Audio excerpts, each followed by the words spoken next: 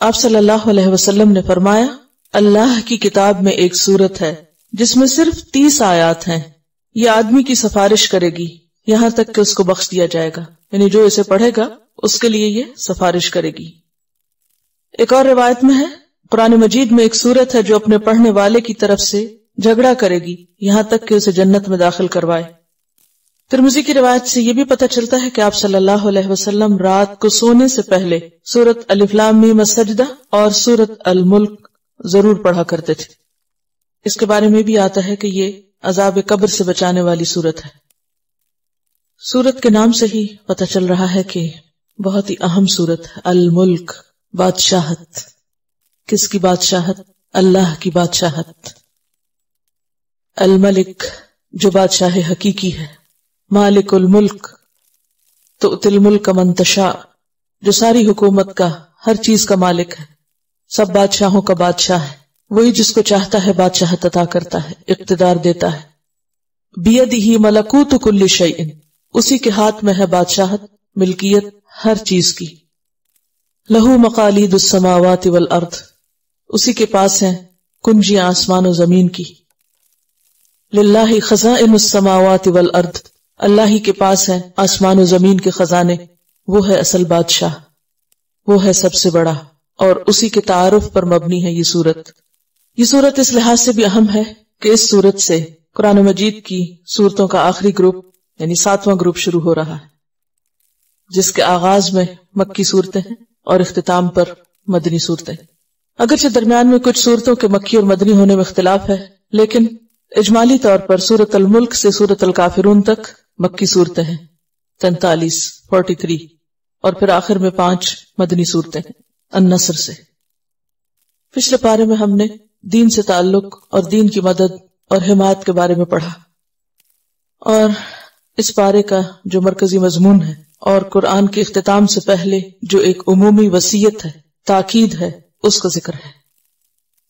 اور وہ عمومی وصیت کیا ہے کہ قرآن کا یہ پیغام ساری دنیا تک پہنچاؤ، اللہ کی بات سب کے لیے ہے، اور اس قرآن کے پڑھنے والوں پر لازم ہے کہ وہ دوسروں کو بھی اللہ کی طرف بلائیں، دعوت اللہ کا فریضہ انجام دیں۔ اور اس دعوت میں سب سے پہلے ضروری ہے کہ انسان اللہ کا تعارف حاصل کرے، جس کی طرف وہ دوسروں کو بلا رہا ہے اس کی معرفت بلانے والے کے دل میں خود سب سے پہلے ہو، کیونکہ اگر آپ کسی کو ایک ایسی چیز کی طرف بلا رہے ہیں جس کو خود بھی نہیں جانتے، جس کی قدر اور جس کی عظمت اور جس کی قوت آپ نے خود ہی محسوس نہیں کی، آپ دوسروں کو کیسے کنونس کر سکتے ہیں، دوسروں کو اس سے کیسے متعارف کرا سکتے ہیں؟ لہٰذا اس صورت میں بھرپور طور پر اللہ سبحانہ وتعالی کا تعارف پیش کیا گیا، اور یہ دعوت کے آغاز میں سب سے پہلی بات ہوتی ہے کہ لوگوں کے سامنے اللہ کا تعارف کرایا جائے۔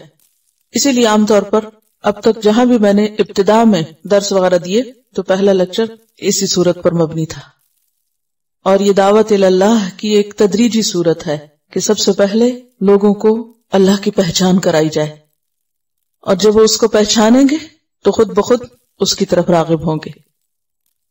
اور دعوت اللہ کا یہ فریضہ امت میں سے ہر فرد پر ہے، اس کی اپنی حیثیت کے مطابق۔ نبی صلی اللہ علیہ وسلم نے 1,30,000 کے مجمع میں یہ بات فرمائی تھی، بلغوا عنی ولو آیہ، مجھ سے آگے پہنچاؤ خواہ ایک آیت ہی کیوں نہ ہو۔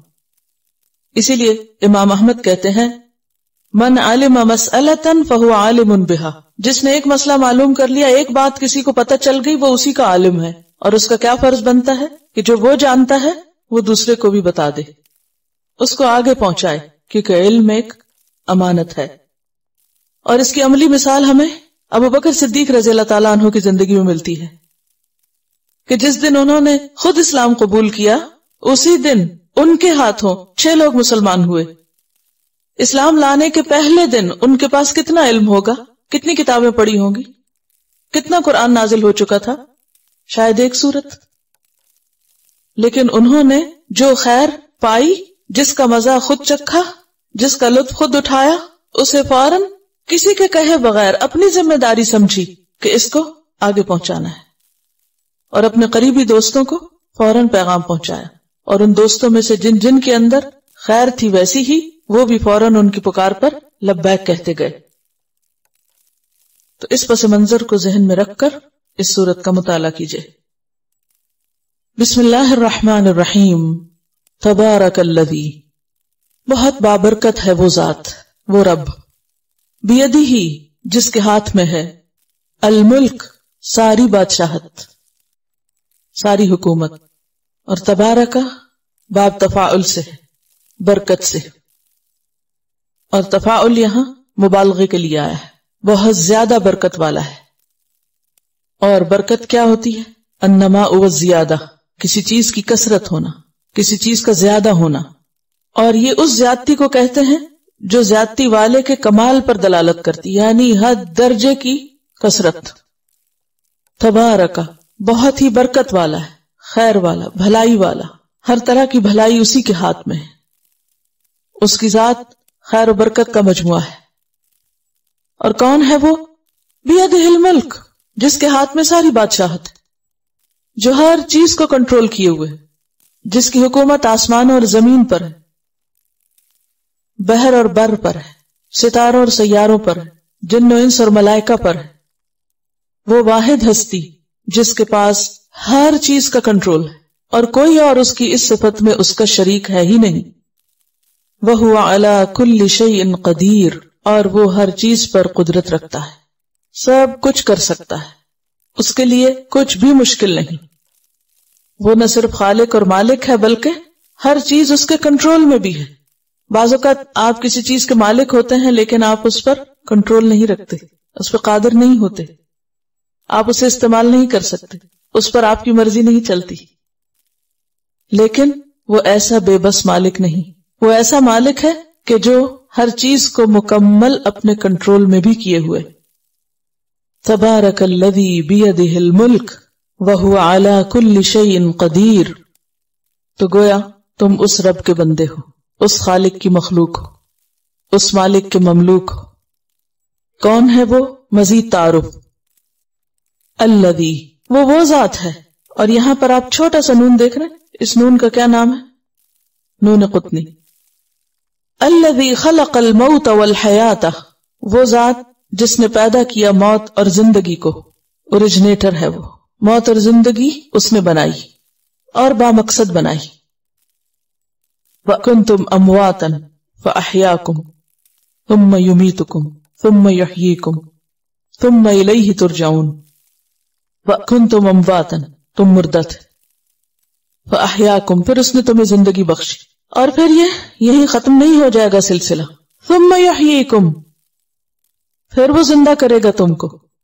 اور یہاں پر کیا فرمایا؟ الذی خلق الموت والحیات لیبلوکم، کہ جس نے موت اور زندگی بنائی تاکہ تمہیں آزما کر دیکھے، تمہارا امتحان لے، تمہاری آزمائش کرے، تاکہ اس امتحان کے ذریعے وہ اپنی خوبصورت ترین جنت میں اپنی بہترین اور اس کی قدرتوں کے شاہکار اس ماسٹر پیس میں بھیجنے کے لیے قیمتی ترین انسانوں کا چناؤ کرے، انتخاب کرے. کیونکہ جو جگہ جتنی زیادہ خوبصورت ہو اس کے لیے لوگ بھی ویسے ہی خوبصورت چاہیے، خوبصورت اخلاق والے، خوبصورت سوچ والے، خوبصورت اعمال والے. اس لیے ایکم احسن عملا، کہ تم میں کون ہے جس کے عمل سب سے اچھے ہیں، سب سے خوبصورت ہے. احسن کا لفظ جو ہے حسن سے، اور احسن افعال التفضیل کا صیغہ ہے، سب سے اچھے، بہترین. تو گویا ہم اس دنیا میں کیوں آئے؟ امتحان کے لیے، یہ دیکھے جانے کے لیے کہ ہم کرتے کیا ہیں. اس دنیا میں آنے سے پہلے بھی اور اس دنیا سے جانے کے بعد بھی دونوں کناروں پہ موت ہے. عدم سے وجود میں آئے اور پھر موت کی طرف پلٹیں گے. لیکن موت آخری مقام نہیں کہ مر کے ختم ہو جائیں گے، بلکہ پھر اٹھائے جائیں گے. ثم یحییکم ثم الیہ ترجعون، پھر اسی کی طرف تم لوٹائے جاؤ گے، تاکہ وہ دیکھے کہ جس امتحان کے لیے اس نے اس مخلوق کو پیدا کیا تھا، اس امتحان میں کون کون کامیاب ہوا، کون اس قابل ہے کہ وہ بہترین انجام کو پہنچے. اور احسن عمل کون سا عمل ہے؟ وہ نہیں کہ جسے ہمارا دل احسن کہے، جو ہماری خواہش اور ہمارے خیالات کے مطابق بڑا خوبصورت ہو، جسے شیطان خوبصورت بنا کے دکھائے، کیونکہ شیطان بھی تو یہی کرتا ہے نا. کیا کرتا ہے؟ زین لہم اعمالہم، لوگوں کو ان کے اعمال بہت خوبصورت بنا کے دکھاتا ہے، بہت مزین کر دیتا ہے. پھر لوگ کیا سمجھتے ہیں؟ وہ بہت اچھا کر رہے ہیں. وہم یحسبون انہم یحسنون، وہ سمجھتے ہیں کہ وہ بہت اچھے کام کر رہے ہیں. لیکن وہ عمل اچھے نہیں کہ جو لوگ اچھے سمجھیں، وہ بھی اچھے نہیں جنہیں شیطان خوبصورت بنا دے. اچھا وہ ہے جو اللہ کی نظر میں اچھا ہو. اور اللہ کی نظر میں اچھا کون سا ہے؟ جس کے پیچھے نیت اچھی ہو اور جس کا طریقہ اچھا ہو، جس کے کرنے کے پیچھے اخلاص ہو اور جس کا کیا ہوا سنت کے مطابق ہو، تاکہ وہ اس کو پسند آ جائے. کیونکہ اللہ سبحانہ وتعالی نے ہمارے لیے ایک بہترین نمونہ بھیجا. لقد کان لکم فی رسول اللہ اسوۃ حسنہ، اسوہ حسنہ، خوبصورت نمونہ. تو جب تک زندگی اس کے مطابق نہ ہو خوبصورت نہیں ہو سکتی. اور وہ کیا تھے ہم سب کے لیے؟ رحمت للعالمین، رحمت بنا کر بھیجے گئے. ورفعنا لک ذکرک، جن کا ذکر بلند کیا گیا، جن کو اللہ نے معراج سے نوازا، جن سے وہ ہم کلام ہوا، جو وہاں تک پہنچے جہاں کوئی فرشتہ بھی نہیں پہنچا، جنہوں نے تمام انبیاء کی امامت کرائی، جو تمام انسانوں سے زیادہ با اخلاق تھے. وہ ہمارے لیے نمونہ ہے. جب تک ہمارا طریقہ زندگی، ہمارا طرز زندگی، ہمارے عمل ان کے اتباع میں نہیں، ان کے طریقے پر نہیں، خوبصورت نہیں ہو سکتے. ہمارا سونا اگر ان کے طریقے پر نہیں تو خوبصورت سونا نہیں. جاگنا اگر ان کے طریقے پر نہیں تو خوبصورت نہیں ہو سکتا. کھانا پینا، چلنا، بات چیت، گفتگو جب تک ان سے قریب تر نہیں تو خوبصورت نہیں. ہم سب کو اپنے اپنے دلوں کا بھی امتحان لینا ہے، دلوں کا بھی جائزہ لینا ہے کہ ہمارے دلوں میں کس چیز کی اٹریکشن ہے، ہمارے دل کس چیز کی طرف مائل ہوتے ہیں، کس کو نمونہ بنائے ہوئے، کس کی طرف جھکتے ہیں، کس کی بات سن کر اور کس کی بات پڑھ کے اور کس کو دیکھ کر مچل اٹھتے ہیں کہ ہاں واقعی مجھے ایسا ہی کرنا ہے، یہ سب سے اچھا ہے. کیا ہمارے دلوں کی یہ کیفیت ہے کہ سنت کے طریقے کو سن کر یا پڑھ کر یا دیکھ کر ہم بے اختیار کیا اٹھے کہ ہاں یہ سب سے اچھا ہے، یہی تو ہے بہترین، یہی تو ہے احسن، یہی تو ہے سب سے عمدہ، ہاں واقعی یہی اچھا ہے. اور ایسی کنوکشن ہو کہ پھر دوسری ساری چیزیں نگاہوں سے اتر جائیں. اس کے بغیر تو ایمان بھی مکمل نہیں ہوتا. جب تک رسول اللہ صلی اللہ علیہ وسلم کا اسوہ حسنہ ہمارے لیے سب سے زیادہ محبوب نہ ہو جائے. الذی خلق الموت والحیاۃ لیبلوکم ایکم احسن عملا. تو امتحان کے لیے کیا ضروری ہوتا ہے؟ تیاری. اور امتحان کے لیے علم کا ہونا ضروری ہے. دنیا میں بھی آپ کسی سبجیکٹ کا امتحان دیں تو اس کے لیے ضروری ہے کہ آپ کچھ پڑھیں، اور وہ پڑھیں اور جانیں جس کا امتحان ہے. اگر ہم واقعی سنت کے مطابق زندگی بسر کرنا چاہتے ہیں تو پھر لازم ہے کہ ہم اس کو جانیں بھی، اور اچھی طرح جانیں، اور ایسا جانیں کہ پھر اس کے مطابق اپنے آپ کو ڈھالنے والے بھی بن جائیں. کیونکہ کبھی ایسا نہیں ہو سکتا کہ کوئی شخص کسی امتحان میں مطلوبہ نصاب کو پڑھے بغیر کامیاب ہو جائے. آپ اگر میڈیکل کے اسٹوڈنٹ ہیں، میڈیکل کی ڈگری چاہیے تو آپ کو اسی کالج میں جانا ہوگا، ویسی ہی چیزیں پڑھنی ہوں گی، مطلوبہ کتابوں کو پڑھنا ہوگا، مطلوبہ معیار پر پورا اترنا ہوگا. اگر آپ کسی اور سبجیکٹ میں دلچسپی رکھتے ہیں تو اس کے اوپر آپ کی گرپ ہونی چاہیے، اس کے بارے میں آپ کو اچھی طرح معلوم ہونا چاہیے. اور پھر صرف ذہنی علم کی حد تک نہیں کہ آپ کے ذہن میں وہ معلومات کا ذخیرہ ہے، بلکہ آپ کا ایپٹیٹیوڈ بھی ہونا چاہیے، اور آپ کا ایٹیٹیوڈ بھی اس کے مطابق ہونا چاہیے بعد میں، اور وہ آپ کی شخصیت کا ایک حصہ بھی ہونا چاہیے، آپ کے رویے اور آپ کے عمل سے بھی ظاہر ہونا چاہیے. تو بات یہ ہے کہ ہم سب اس دنیا میں آزمائے جا رہے ہیں، اور اس آزمائش کے لیے اللہ نے ہمیں ایسے ہی نہیں چھوڑ دیا، اس کے لیے ہمیں پوری معلومات فراہم کی ہیں. اور صرف معلومات ہی فراہم نہیں کی، ویسا بننے کے لیے جو ان معلومات کے ذریعے بتایا جو قرآن میں دی گئی، ہمیں عملی نمونہ بھی دیا، ایک معلم بھی دیا، اور اس نے وہ سب کچھ کر کے دکھایا، صرف زبانی نہیں بتایا، وہ سب کچھ ہم تک پہنچا بھی. لہٰذا ہم سب اس بات کو اچھی طرح سمجھ لیں کہ دنیا کی حقیقت کیا ہے، ہم یہاں کیوں بھیجے گئے، اور یہاں سے جانے کے بعد ہم سے کیا پوچھا جائے گا، ہمیں ساتھ کیا لے کر جانا ہے. احسن عمل کون سے ہیں اور ہمارا سابقہ یا ہمارا واسطہ کس سے پیش آنا ہے. وَهُوَ الْعَزِيزُ الْغَفُورُ، اس رب سے جو زبردست بھی ہے، غالب ہے، اور دوسری طرف غفور الرحیم بھی ہے. نہ تو تم یہ سمجھو کہ جیسے جی چاہے زندگی گزار کے چلے جاؤ تو کوئی تم کو پوچھنے والا نہیں، وہ ہے العزیز، جو بہت قوت والا ہے، غالب ہے، بھاگ کے کہیں نہیں جا سکتے اس سے.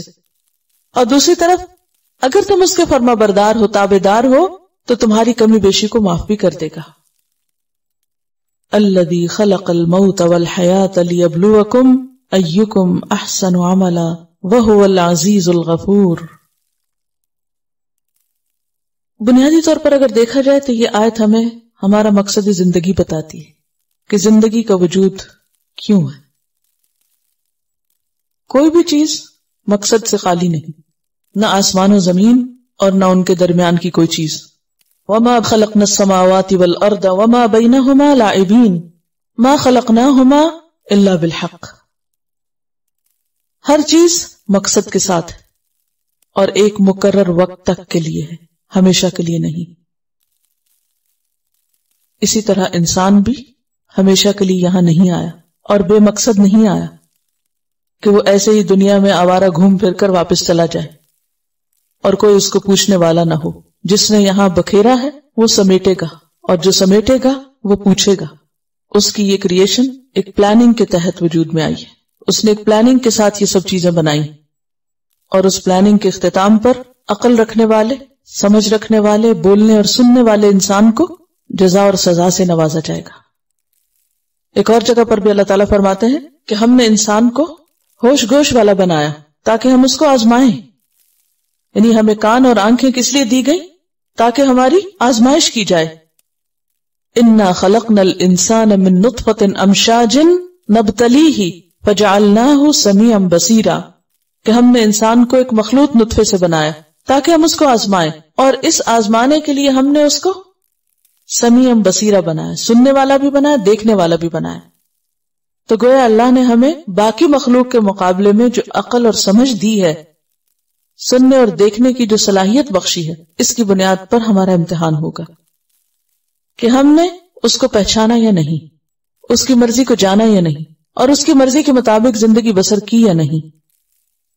انسان کا معاملہ دیگر تمام مخلوقات سے فرق ہے. باقی تمام چیزیں اللہ نے ہمارے لیے بنائی، ہمیں اپنے لیے بنایا. وَمَا خَلَقْتُ الْجِنَّ وَالْإِنسَ إِلَّا لِيَعْبُدُونَ، اور وہ دیکھ رہا ہے کہ کون اس کی عبادت کرتا ہے اور کون نہیں، کون اس کی مرضی کے مطابق یہ زندگی بسر کرتا ہے اور کون نہیں. اور پھر یہاں جو عمل کی بات کی گئی، تو عمل انسان کے صرف اس کا چلنا پھرنا یا اٹھنا بیٹھنا ہی نہیں. انسان کا عمل، اس کی گفتگو، اس کی سوچ، اس کا معاملہ، رویہ، طریقہ، لین دین، ہر چیز اس میں شامل ہوتی. گویا اس زمین پر، اس زندگی میں انسان اپنی عقل سمجھ کے ساتھ جو کچھ بھی کرتا ہے وہ سب اس کا عمل ہے. وہ اگر خاموش کھڑا ہے تو یہ بھی کیا ہے؟ دراصل اس کا عمل. کچھ بھی نہیں کر رہا، وہ کسی بس سٹاپ کے اوپر کھڑا ہے، یہ بھی اس کا عمل ہے کہ وہاں وہ کیا کر رہا ہے. وہ بس میں بیٹھ گیا ہے، وہاں بھی اس کو دیکھا جا رہا ہے اب کیا کر رہا ہے. وہ بس سے اتر کر چل رہا ہے، وہ اللہ کی نگرانی میں کہاں جا رہا ہے، کہاں پہنچتا ہے، وہاں پہنچ کر کیا کر رہا ہے، کیا کھا رہا ہے، کیا دیکھ رہا ہے، کیسے سو رہا ہے، کیسے جاگ رہا ہے، کیا سوچتا ہے، کس بات پہ خوش ہوتا ہے، کس پہ ناراض ہوتا ہے، کس سے جھگڑتا ہے، کس کو اس کا حق دیتا ہے، کس کو نہیں دیتا. آل دا ٹائم اس کو واچ کیا جا رہا ہے، ہر چیز ریکارڈ کی جا رہی ہے، اور اینڈ آف دا ڈے ہر چیز کی کیلکولیشن کر کے اس کو نتیجہ دیا جائے گا. ہر وقت کھنگالا جا رہا ہے، پرکھا جا رہا ہے، دیکھا جا رہا ہے، ہر اینگل سے، سامنے سے بھی، پیچھے سے بھی، اندر سے بھی، باہر سے بھی، دن میں بھی، رات میں بھی، لوگوں کے سامنے بھی، چھپ کے جو کچھ کر رہا ہے وہ بھی. نبتلی ہی، جیسے آپ اگر کوئی چیز کہیں سے خریدتے ہیں اور اس کو چھان پٹک کے دیکھتے تو کیسے دیکھتے ہیں؟ ٹھوک بجا کے، اٹھا کے، ہلا کے، جھٹک کے، ہر اینگل سے اس کو پرکھتے ہیں. انسان بھی ہر اینگل سے پرکھا جا رہا ہے. وہ خوشی میں کیا کرتا ہے، وہ غم میں کیا کرتا ہے، وہ غصے میں کیا کرتا ہے، وہ نفرت میں کیا کرتا ہے، وہ محبت میں کیا کرتا ہے، وہ کب کیا کر رہا ہے. یہ سب کچھ اس کا عمل ہے. اس کا خاموش رہنا بھی عمل ہے، اس کا بولنا بھی عمل ہے، اس کا ہنسنا بھی عمل ہے، اور اس کا رونا بھی عمل ہے. یہ سب عمل کے مختلف پہلو ہیں. ہر چیز کاؤنٹ ہو رہی ہے نا, ہر چیز کا حساب ہو رہا ہے. ہم غافل بھی ہوں تو بھی قلم چل رہا ہے, ہم الرٹ بھی ہوں تو بھی قلم چل رہا ہے. ہر وقت ایک کیمرے کی زد میں ہے, اور وہ کیمرہ, اب تو ایسے کیمرے ہیں نا کہ جن کے ذریعے آپ کی پوری اینڈوسکوپی کی جاتی ہے اور اندر کا سب کچھ دیکھا جاتا ہے, ایک ایک رگ ریشہ ریشہ کے اندر کیا ہے اور باہر کیا ہے, اور طرح طرح کے الٹرا ساؤنڈ کے ذریعے طریقے اور پھر مختلف طرح کی چیزیں سامنے اور پیچھے کی جانچنے کے لیے انسانوں نے خود بنا لی ہیں. بات یہ ہے کہ ہر لمحہ کاؤنٹ ہو رہا ہے. وہ کہتے ہیں نا نسوا اللہ فاحصاہ, انہوں نے اللہ کو بلا دیا لیکن اللہ ان کو گن رہا ہے, شمار کر رہا ہے. Assalamu alaikum warahmatullah. Yesterday I was on my way home from school and we got a phone call that my cousin had passed away in Pakistan. She was 36 years old. She was a heart patient and she leaves behind 2 little girls. And while my thoughts were with those who were left behind, this is the first time that I was more thinking about the one who was gone. For some reason I couldn't shake the image of my cousin under a sheet because my mom called and talked to one of the daughters and said کہ امی ابھی آپ کے پاس ہی ہیں, and she said ہاں امی یہی ہیں, لیکن امی تو وہاں نہیں تھی, امی کی لاش ضرور تھی, امی کی روح چلی گئی تھی.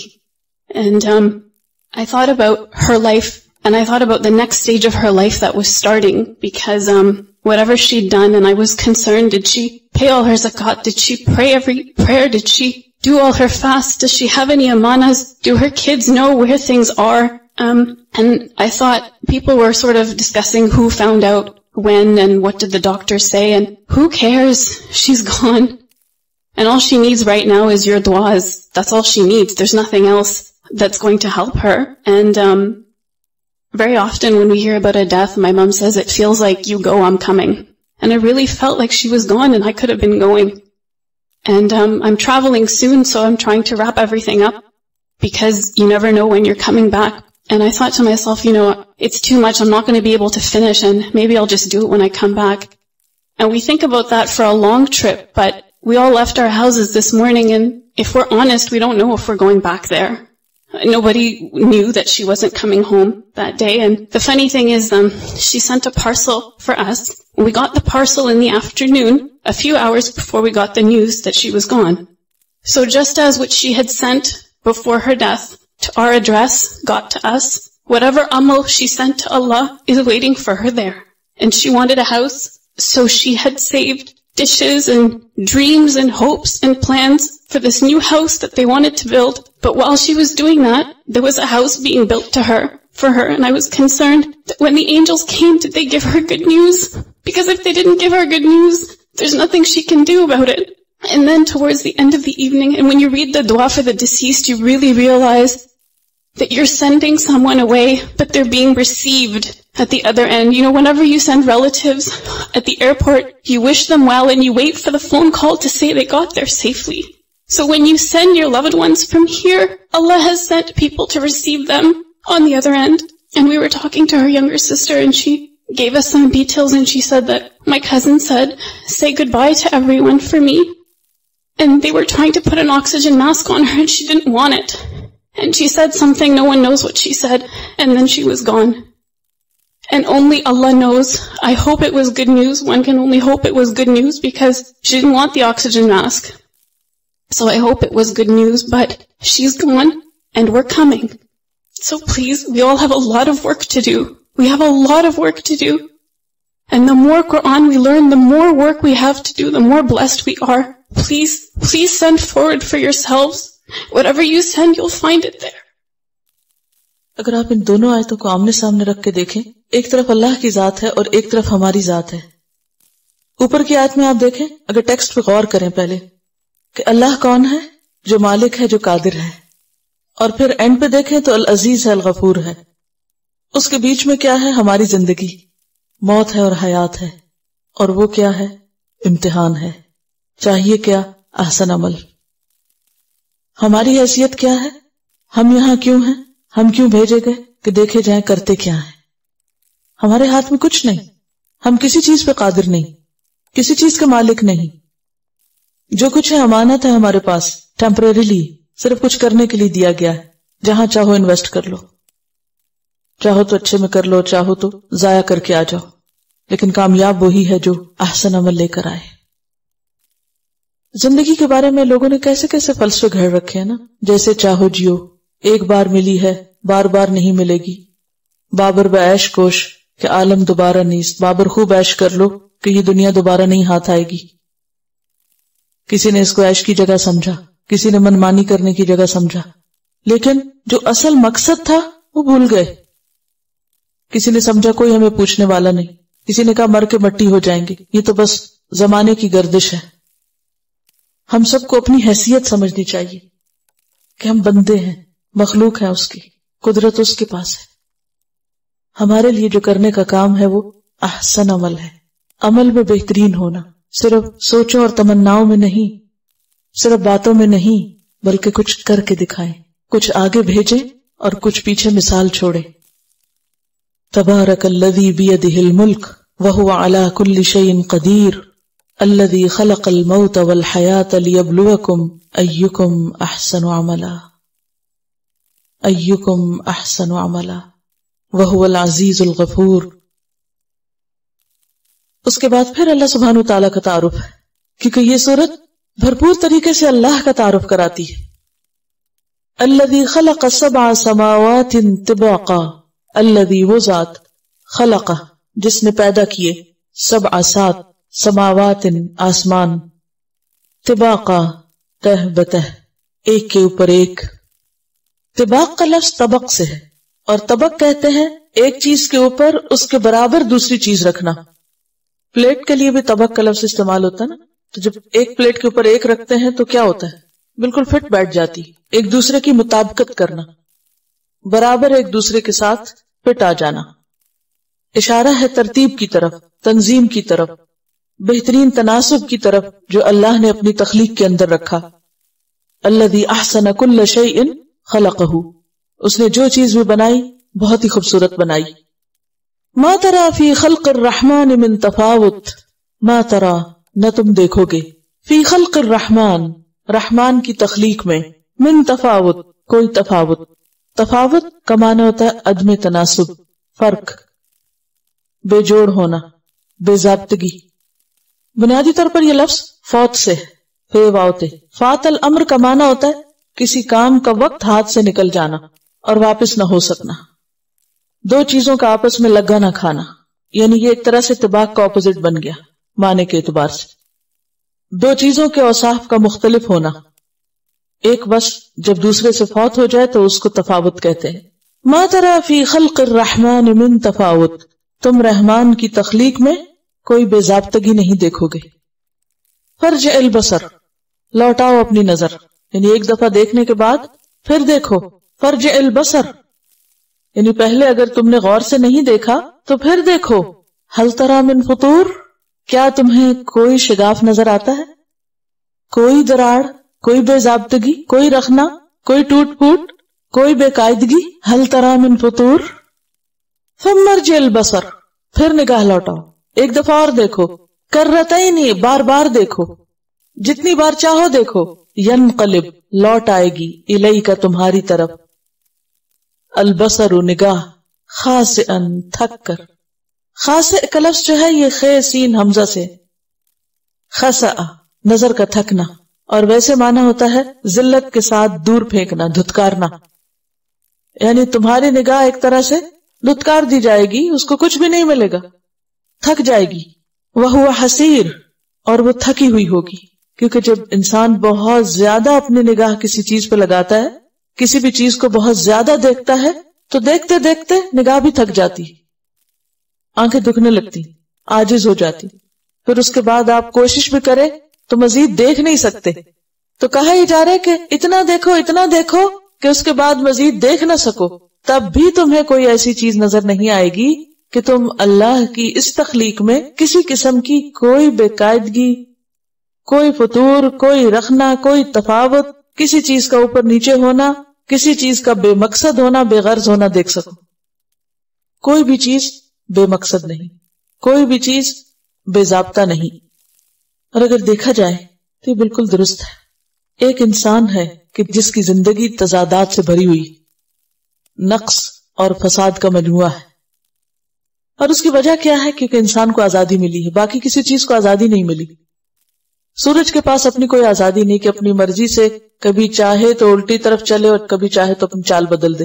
ستارے اپنی مرضی نہیں کر سکتے، سمندر اپنی مرضی نہیں کر سکتا. حالانکہ ایک انسان کے مقابلے میں ایک سمندر کا سائز آپ دیکھیں، اس کی قوت آپ دیکھیں، لیکن اس کے باوجود وہ ایک ڈسپلن میں ہے، اس کو نہیں توڑتا. جہاں تک اس کی لہروں کو آنا ہوتا بس وہیں آ کے رک جاتی، اس سے آگے نہیں جاتی. پہاڑوں کو آپ دیکھیں، بڑی سے بڑی مخلوق کو دیکھیں، ہر چیز اپنے طریقے پر اپنی حدود کے اندر ہے، ایک ضابطے میں ہے، ایک قاعدے میں ہے، اپنا مقرر کام کر رہی ہے، کسی دوسرے پر ظلم اور زیادتی نہیں کرتی، اپنی حدود میں. سورج کو آپ دیکھیں جس میں کئی لاکھ زمینیں سما جائیں.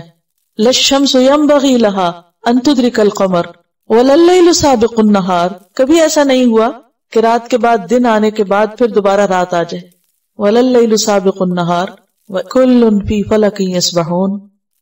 ایک سے ایک چیز بڑی، ایک سے ایک چیز انوکھی، ایک سے ایک چیز عظیم، لیکن کہیں بھی آپ کو فساد نظر نہیں آئے گا، کہیں بھی آپ کو وہ ترتیب سے باہر نکلتے نظر نہیں آئیں گے.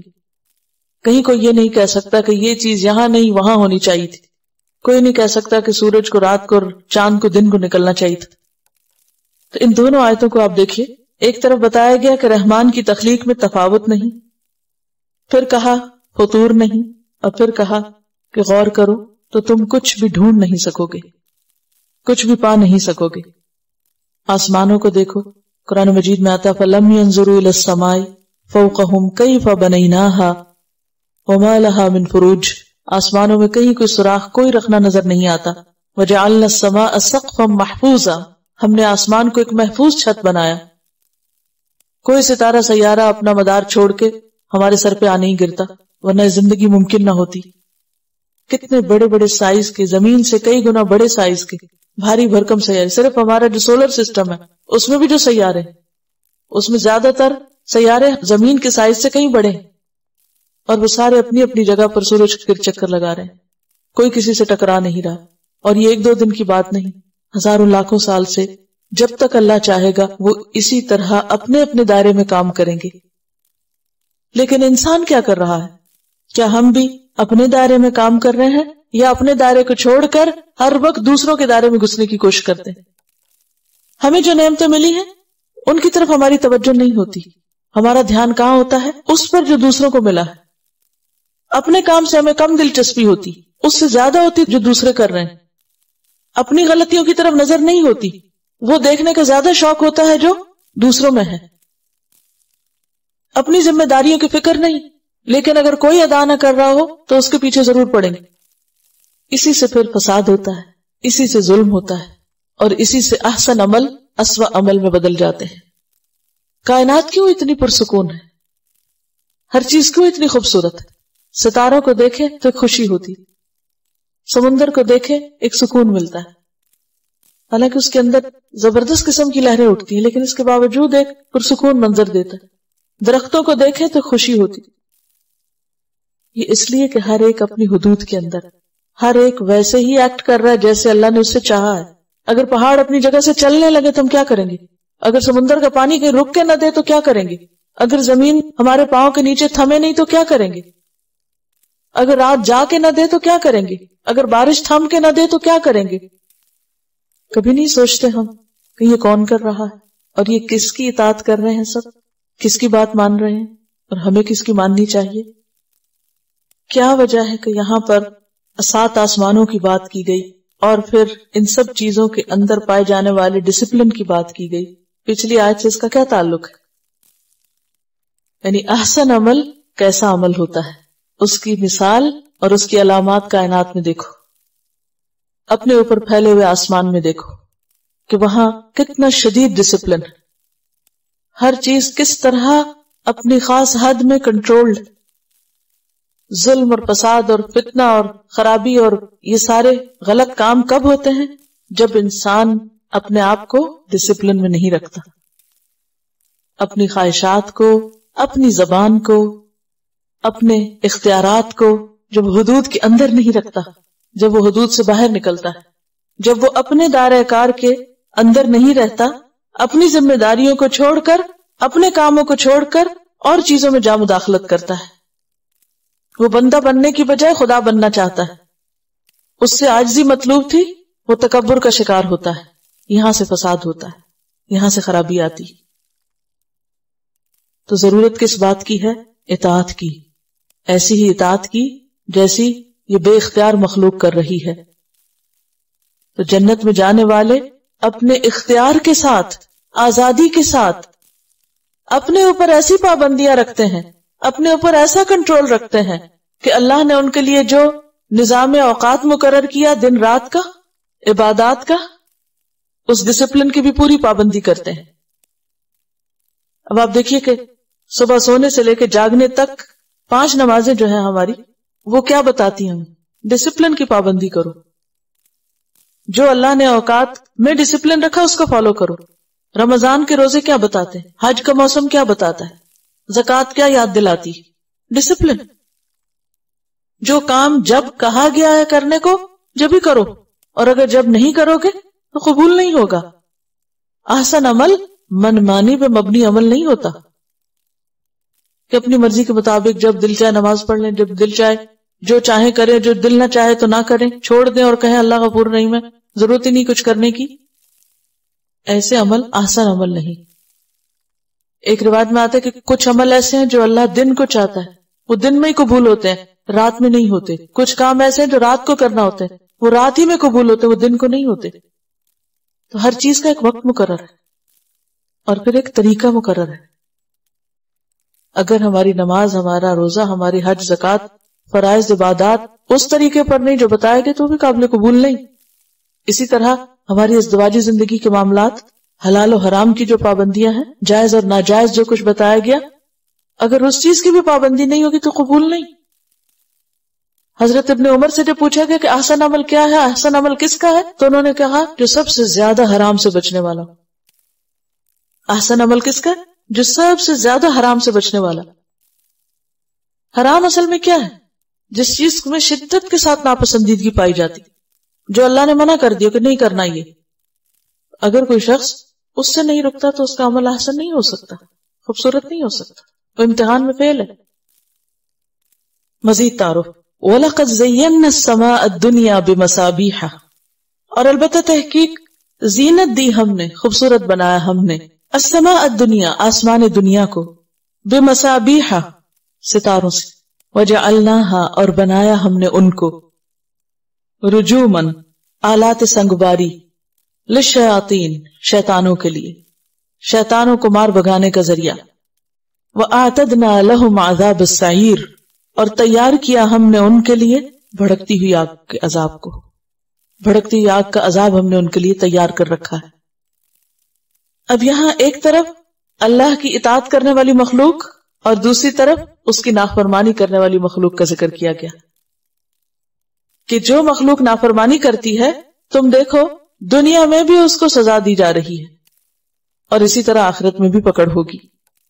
وَلَقَدْ زَيَّنَّا السَّمَاءَ الدُّنْيَا، آسمان دنیا سے مراد وہ آسمان ہے جو ہمیں نظر آتا ہے، اور اس کو اللہ سبحانہ وتعالیٰ نے دن کو مختلف رنگوں سے، کبھی اس پہ بادل ہیں، کبھی اس پر دھند چھائی ہوئی، کبھی وہ نیلا آسمان دکھائی دیتا ہے، کبھی شفق کا رنگ سرخی مائل دکھائی دیتا ہے، کبھی اورنجش ہوتا ہے، کبھی کوئی اور اس پر نظارہ ہوتا ہے. تو دن کو اس کے مختلف قسم کے رنگ اس پر ایک خوبصورتی بکھیرتے ہیں، اور رات کے وقت جب اندھیرا چھا جاتا ہے، آسمان کا اپنا کوئی رنگ نظر نہیں آتا، صرف سیاہ ہوتا ہے، تو اس وقت اس کے اوپر ستارے ٹک جاتے ہیں اور ان کی چمک ایک حسن پیدا کرتی ہے. تو آسمان کا حسن رات کے اندھیرے میں بھی کیا ہے؟ ستارے، ستارے ٹمٹماتے ہیں. یعنی دن میں بھی اس کا حسن ہے اور رات میں بھی اللہ نے اس کو حسن بخشا. تو اسی طرح احسن عمل اور مومن کا اچھا عمل ہر حال میں، دن کی روشنی میں بھی اور رات کے اندھیرے میں بھی. کائنات کی ہر چیز ہمیں اللہ کی اطاعت کا طریقہ سکھاتی کہ دیکھو وہاں کیا ضابطہ اور اصول ہے اور تمہیں کیا کرنا ہے. سورۃ صافات میں بھی آتا ہے اِنَّا زَيَّنَّا السَّمَاءَ الدُّنْيَا بِزِينَةٍ الْكَوَاكِبِ وَحِفْظًا مِّن كُلِّ شَيْطَانٍ مَارِدٍ. سورۃ الحجر میں آتا ہے وَلَقَدْ جَعَلْنَا فِي السَّمَاءِ بُرُوجًا وَزَيَّنَّاهَا لِلنَّاظِرِينَ وَحَفِظْنَاهَا مِنْ كُلِّ شَيْطَانٍ رَجِيمٍ إِلَّا مَنِ اسْتَرَقَ السَّمْعَ فَأَتْبَعَهُ شِهَابٌ مُبِينٌ. اور مصابیح کا لفظ جو ہے یہ مصباح کی جمع ہے.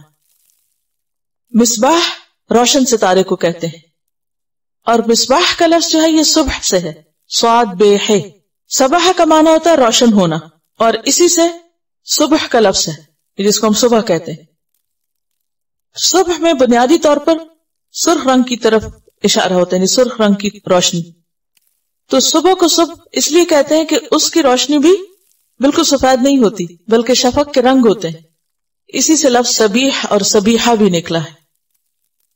وَلَقَدْ زَيَّنَّا السَّمَاءَ الدُّنْيَا بِمَصَابِيحَ، اور ستاروں کی جو روشنی ہوتی ہے وہ بھی بالکل وائٹ برائٹ نہیں ہوتی بلکہ سرخی مائل بھی ہوتی ہے. وَجَعَلْنَاهَا رُجُومًا لِلشَّيَاطِينِ، اور بنایا ہم نے ان کو شیطانوں کو مار بگانے کی چیز. وَأَعْتَدْنَا لَهُمْ عَذَابَ السَّعِيرِ، اور آخرت میں بھی ہم نے ان کے لیے بھڑکتی ہوئی آگ تیار کر رکھی. یہ شیطانوں کو کیوں مارا جاتا ہے؟ کیا کرتے ہیں یہ جب ان کو مار پڑتی ہے؟ یہ بھی اپنی حدوں سے باہر نکلتے ہیں.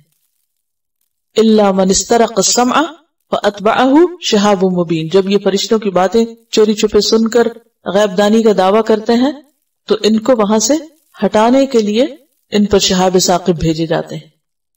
اور وہ دیکھنے میں بھی آتے ہیں. ان گرتے ستاروں سے اور ان تیز شعلوں سے سبق سیکھنے کو کہا گیا ہے. ان شہابوں کی بارش کو کوئی روک نہیں سکتا. جب وہ شعلے گر رہے ہوتے ہیں تو کوئی نہیں روک سکتا. ان گرتے شعلوں کی یا ان گرتے ستاروں کی جو بھی تعویل کی جائے، لیکن قرآن ہمیں بتاتا ہے کہ وہ شیطانوں کو مار بگانے کا ذریعہ ہے. وہ ان کے لیے ایک عذاب ہے دنیا کا، اور اسی طرح آخرت کا بھی عذاب ہے. وَلِلَّذِينَ كَفَرُوا بِرَبِّهِمْ عَذَابُ جَهَنَّمَ، اور ان لوگوں کے لیے جنہوں نے اپنے رب کا انکار کیا، اپنے رب سے کفر کیا، جہنم کا عذاب ہے. وَبِئْسَ الْمَصِيرُ، اور وہ کتنا برا ٹھکانہ ہے. اذا القوا فیها، جب وہ اس میں ڈالے جائیں گے، سمعوا لها شہیقا، تو وہ اس کے دھاڑنے کی آواز سنیں گے، اس کی شہیق سنیں گے. وہی تفور، اور وہ ابل رہی ہوگی، بھڑک رہی ہوگی. وَإِذَا أُلْقُوا فِيهَا، جب وہ اس میں ڈالے جائیں گے کون؟ اللہ کے نافرمان، اللہ کے انکاری، اس کے احکامات کے انکاری. سمعوا لها شہیقا، تو جہنم میں جانے والے جہنم کی ہولناک آوازیں سنیں گے. جہنم چیخ رہی ہوگی. سمعوا لها، لہا ہا کے ضمیر کدھر جا رہی ہے؟ جہنم کی طرف. شہیق، اور شہیق کیا ہوتا ہے؟ گدھے کی آواز.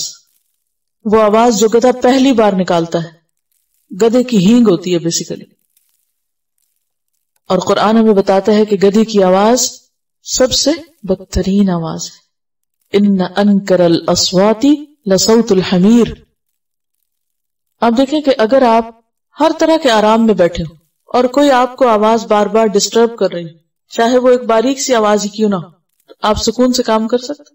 یعنی آپ جہاں بیٹھے ہیں ٹیمپریچر بہت اچھا ہے، کھائے پیے ہیں آپ، فریش ہیں، ہر چیز ہے، ہر سکون سکھ ہے آپ کے پاس، لیکن کوئی ناپسندیدہ آواز آپ کو انائے کر رہی تو آپ کا سارا لطف ختم ہو جاتا ہے.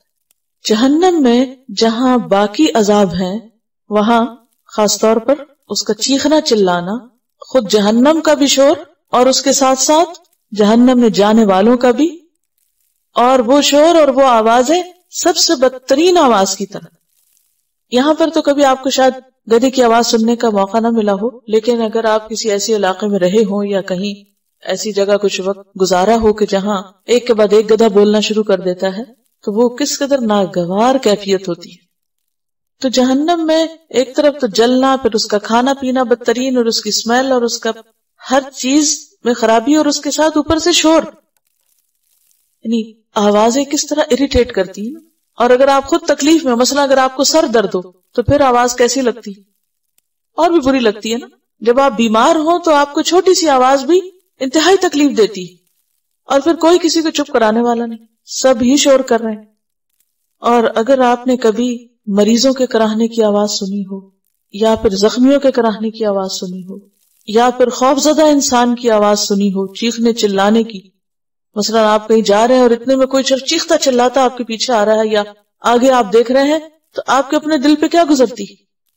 اور اگر آپ بیٹھے ہوں تو اچانک کوئی چیخ پڑے یا کچھ، تو کافی دیر تک آپ کے اوپر اس کا اثر رہتا ہے کہ یہ کیا ہوا. اور بعض لوگ تو صرف شور سن کے ہارٹ اٹیک کا شکار ہو جاتے. آواز انسان کو کل بھی کر سکتی اور کچھ آوازیں تو انسان کے لیے ناقابل برداشت ہوتی. یعنی ہر انسان کسی نہ کسی خاص چیز کی آواز سے ضرور متاثر ہوتا ہے. بعض لوگوں کو مثلا کاغذ پلٹنے کی آواز وہ بہت بری لگتی ہے، کسی کو برتن کٹکھٹانے کی یا اسکریچز کی، برتن الٹا کر کے اگر کوئی اس کو گھسیٹے، جوتے گھسیٹ کر یا کسی بورڈ پہ کوئی ناخن پھیر رہا ہو، یا بعض اوقات خاموشی میں بیٹھی ہوئی گھڑی کی ٹک ٹک، الارم کی آواز. اور خصوصاً جب آپ کو نیند آ رہی ہو، جب آپ تھکے ہوئے ہوں، اور جب آپ سمجھتے ہو کہ آپ کی بیماری سونے سے دور ہوگی اور تھکاوٹ سو کے دور ہوگی، اس وقت کوئی آپ کو سونے نہ دے پاس. اگر آپ کبھی ہاسپٹل میں گئے اور آپ کو کسی وارڈ میں رہنے کا اتفاق ہوا ہو، آپ سونا چاہتے ہیں اور ساتھ کا مریض چیخ چلا رہا اور آپ کو سونے نہ دے، تو ایسا لگتا ہے کہ بیماری میں کئی گنا اضافہ ہو گیا. تو ذرا سوچئے کہ جہنم کا اپنا شور بھی ہو اور اوپر سے اس میں جانے والوں کا شور بھی ہو، تو صرف نوائز پولوشن جو ہے وہی کافی بڑا عذاب ہے، وہی کافی بڑی سزا ہے. جیسے فارسٹ جلتے وقت جو ایک خاص قسم کی لکڑی کے جلنے کی اور کریک ہونے کی جو آوازیں ہوتی ہیں، اور اس میں سے چنگاریوں کے پھٹنے کی، اور ایک ہوتی ہے نا عام طرح کی چیخیں، اور ایک ہوتی ہے جب کوئی جل جائے یا کوئی کسی شدید تکلیف میں ہو، تو اس وقت جو چیخوں کے اندر جو ایک درد بھی ہوتا ہے اور چنگھاڑ بھی اور فریاد بھی، وہ ناقابل برداشت ہوتی ہے. صرف سننا اس کا، کہاں یہ کہ جو سن رہے ہیں وہ خود بھی اسی مصیبت میں. کیوں بار بار کہا گیا وقنا عذاب النار، ربنا آتنا فی الدنیا حسنۃ وفی الآخرۃ حسنۃ.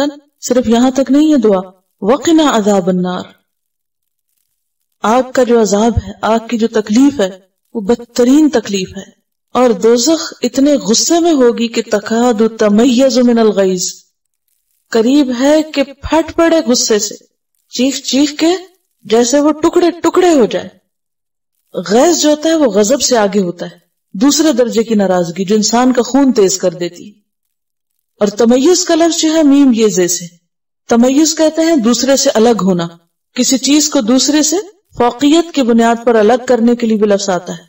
یعنی دوزخ گویا خود جیسے پاگل ہو رہی ہو غصے سے، اور وہ پھٹ کے ٹکڑے ٹکڑے ہو رہی ہو. کبھی آپ نے دیکھا ہوگا کہ جب شدید قسم کے ایکسیڈنٹس ہوتے ہیں تو گاڑیاں کٹ جاتی، ٹوٹ کے پھٹ جاتی، الگ الگ ہو جاتی.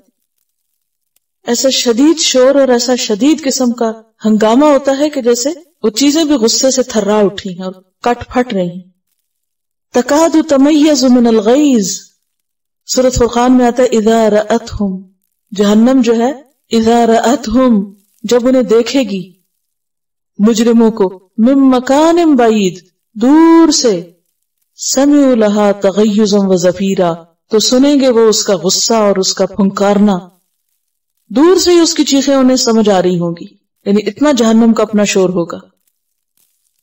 کلما القی فیہا فوج، جب اس میں کوئی فوج ڈالی جائے گی، لوگوں کا گروہ یا انبوہ ڈالا جائے گا، لشکر کا لشکر، سألہم خزنتہا، جہنم کے دربان ان سے پوچھیں گے، جو غلاظ شداد ہے، لا یعصون اللہ ما امرہم، مالک اور اس کے ساتھی. 19 عدد. سألہم خزنتہا الم یأتکم نذیر، تمہیں کوئی ڈرانے والا نہیں آیا تھا، تمہارے پاس کوئی نہیں آیا تھا جو تم کو بتاتا ہے اس دن سے، جو تمہیں خبردار کرتا ہے اس دن کے عذاب سے، کسی نے تم کو کچھ نہیں بتایا. الم یأتکم نذیر، کس قدر ضروری ہے لوگوں کے پاس پیغام پہنچایا جائے. وَإِن مِّن قَرْيَةٍ إِلَّا خَلَا فِيهَا نَذِيرٌ، اللہ نے تو بندوبست کیا ہے. قالوا بلا، وہ کہیں گے آیا تھا، کیوں نہیں. قد جاءنا نذیر، تحقیق آیا ہمارے پاس ڈرانے والا. فکذبنا، پھر ہم نے اس کو جھٹلا دیا. وقلنا، اور ہم نے کہا ما نزل اللہ من شیء، اللہ نے کچھ بھی نہیں اتارا. یہ تم اپنے پاس سے باتیں کرتے، یہ مولوی خود ہی ڈراتے رہتے ہیں. اللہ نے نہیں کچھ اتارا، اللہ ایسا ظالم نہیں ہو سکتا. ان انتم الا فی ضلال کبیر، نہیں تم مگر بہت بڑی گمراہی میں. ان انتم، نہیں تم، الا مگر، فی ضلال کبیر، بہت بڑی گمراہی میں، تم ہی گمراہ ہو. ہم نے ہدایت دینے والوں کو گمراہ ثابت کیا، انہی کو برا بھلا کہا. وقالو، اور وہ کہیں گے لو کننا نسمع، کاش ہم سن لیتے، کاش ہم سنتے. سنتے تو صحیح، او ناقلو یا ہم سمجھتے تو صحیح، ما کننا فی اصحاب السعیر نہ ہوتے ہم بھڑکتی ہوئی آگ والوں میں سے. سنانے والوں کی، بتانے والوں کی بات تو سنتے، کیونکہ مشکل یہ ہے کہ انسان حق بات سننا بھی نہیں چاہتا. کبھی اس کو سنانے والے سے ضد ہوتی، کبھی وہ اپنے آپ کو سنانے والے سے زیادہ عقل مند سمجھتا ہے، بہتر سمجھتا ہے، اپنے من گھڑت فلسفوں کی وجہ سے، اپنی خیالی جنت میں بسے ہونے کی وجہ سے. وَقَالُوا لَوْ كُنَّا نَسْمَعُ أَوْ نَعْقِلُ، کیونکہ اگر سب کے کان کام نہیں بھی کرتے تو دیکھ کے کسی نہ کسی طریقے سے انسان بات سمجھ سکتا ہے. لیکن کب بات سمجھ نہیں آتی؟ جب انسان سمجھنا نہیں چاہتا، تو اللہ بھی دلوں پہ مہر لگا دیتا ہے. ختم اللہ علی قلوبہم وعلی سمعہم وعلی ابصارہم غشاوۃ ولہم عذاب عظیم. سورۃ الکہف میں آتا ہے انا جعلنا علی قلوبہم اکنۃ ان یفقہوہ، ہم نے ان کے دلوں پہ پردے ڈال دیے کہ وہ نہ سمجھیں اس کو. پیچھے بھی گزرا ہے نا کہ اللہ نے ان کے دلوں پہ مہر لگا دی. بل طبع اللہ علیہا بکفرہم فہم لا یفقہون، تو سمجھتے ہی نہیں. جب انسان کو انٹرسٹ شو نہیں کرتا، جب اسے دلچسپی نہیں ہوتی، جب اسے حق اچھا نہیں لگتا، تو پھر اللہ کا حق اور اللہ کا دین اتنا سستا نہیں کہ زبردستی ضرور ہی دلوں میں اتارا جائے. اور وہ ایک دوسرے کو بھی سننے سے منع کرتے تھے. وقال الذین کفروا لا تسمعوا لهذا القرآن، وہ کہتے تھے یہ قرآن مت سنو، یہ تمہارا برین واش کر دیں گے، تمہیں میسمرائز کر دیں گے. لا تسمعوا لهذا القرآن والغوا فیہ لعلکم تغلبون، اگر تم غالب آنا چاہتے ہو تو اسے نہ سنو اور نہ سننے دو. اور اگر کہیں سے کان میں بات پڑی جاتی وَإِذَا تُتْلَى عَلَيْهِ آيَاتُنَا وَلَّى مُسْتَكْبِرًا، تکبر کر کے منہ موڑ کے چلا جاتا. كَأَن لَّمْ يَسْمَعْهَا، گویا کہ سنا ہی نہیں. اسی لیے ہمیں کیا کہا گیا وَلَا تَكُونُوا كَالَّذِينَ قَالُوا سَمِعْنَا وَهُمْ لَا يَسْمَعُونَ، کہ یہاں سننے سے مراد صرف کانوں سے بات ٹکرانا نہیں ہے، بلکہ وہ سننا مراد ہے جو دلوں میں اترے اور جس سے عمل بدل جائیں. وَقَالُوا لَوْ كُنَّا نَسْمَعُ أَوْ نَعْقِلُ مَا كُنَّا فِي أَصْحَابِ السَّعِيرِ، تو گویا جہنم میں جانے کی اور اس غضب کا شکار ہونے کی بنیادی وجہ کیا ہے کہ وہ اللہ کی بات نہیں سنتے تھے، پوری توجہ سے نہیں سنتے تھے، دھیان ہی نہیں دیتے تھے. کسی انسان کا کسی بات کو توجہ سے سننے کے قابل ہونا اس کی خوش قسمتی کی علامت ہے. اور اگر کسی بھی وجہ سے انسان سن نہیں پا رہا، چاہے کوئی بھی سبب ہے، تو اگلے دروازے سارے بند ہیں. اگر کان بند ہے تو دل بھی بند رہے گا. ہم سب اپنے اپنے سننے پہ غور کریں کہ میں اللہ کا کلام کتنے فیصد بیٹھ کے یہاں سنتی ہوں.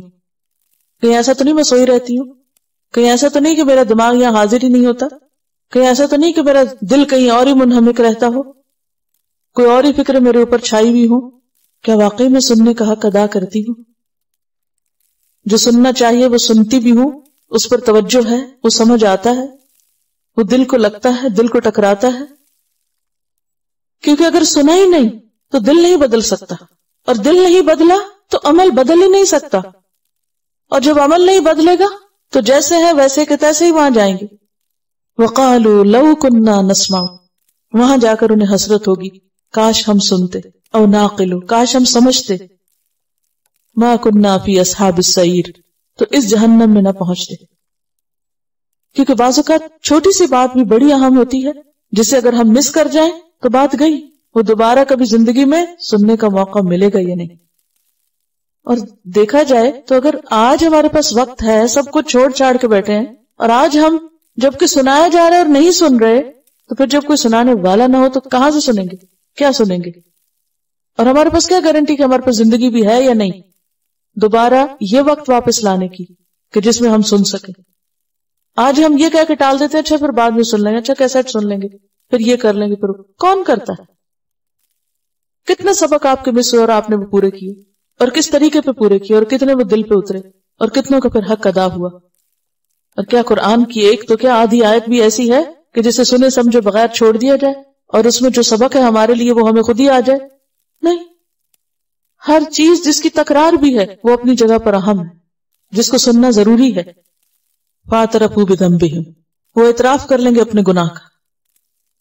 اعتراف ہوتا ہے پہچاننے کے بعد اقرار کرنا، یعنی گناہ کو پہچان لیں گے، اپنی غلطی اب انہیں نظر آئے گی، دنیا میں نہیں نظر آئی، کیونکہ دنیا میں تو سنا ہی نہیں، کچھ سمجھا ہی نہیں، سوتے ہی رہے، کبھی دل سوتے رہے اور کبھی آنکھیں سوتی رہی، کبھی دماغ سوتے رہے، تو وہاں کیا سمجھ آتا کیا غلط کر رہے ہیں اور کیا صحیح کر رہے ہیں.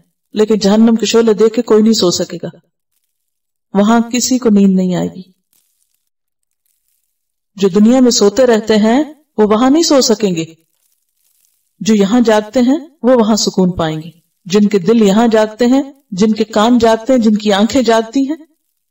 اور اس میں آپ دیکھیں کہ پیغمبر جو ہمارے لیے اسوہ حسنہ ہے، ان کے بارے میں کیا آتا ہے کہ وہ سو کر بھی نہیں سوتے تھے. جیسے ایک حدیث میں آتا ہے نا کہ آپ کے پاس دو فرشتے آئے، ایک نے کہا کہ تمہارے ساتھی سو رہے ہیں، تو دوسرے نے کیا کہا؟ صرف آنکھیں سو رہی، دل نہیں سو رہا. ہماری تو آنکھیں بھی کھلی ہو تو دل سویا رہتا ہے. لاہیۃ قلوبہم، کیونکہ وہ اور ہی فکروں میں منہمک ہے، اور ہی باتیں ان کے اوپر چھائی ہوئی ہیں، اور ہی مسئلے مسائل ہیں. قرآن اہم نہیں ہے اور چیزیں اہم ہیں. فاعترفوا بذنبہم، وہاں اپنا قصور پتہ چل جائے گا کہ غلطی کہاں تھی. لیکن وہاں سمجھنے کا کیا فائدہ؟